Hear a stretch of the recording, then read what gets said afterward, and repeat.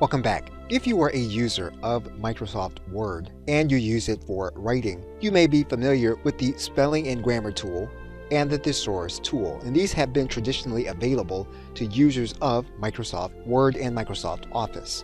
As of the recording of this video, there is a new tool available using AI, and it's called the Microsoft Editor. You're going to see it here in this area inside of the review menu. It's also available on the home menu. And what you're going to do is to activate the editor mode.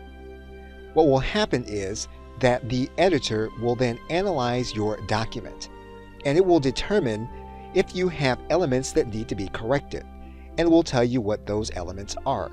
What you can also do is you can determine a different voice for your content. What has been specified already is that the content has been formal, and so formal is the appropriate element to be selected here.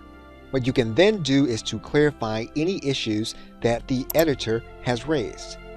And you're going to see an element here that the AI has decided that needs to be fixed. And you'll notice that the editor has determined that the article is appropriate for formal writing. So one thing that you'll want to do is to move your content through the Microsoft Word editor to determine if there are elements that you can fix. Now, if you don't use Microsoft, you can typically get a browser extension of a Grammarly grammar checker that you can add to either Microsoft Edge or use it along with Google Docs if you use their browser. Okay, so with that, thanks, and I will see you in another video.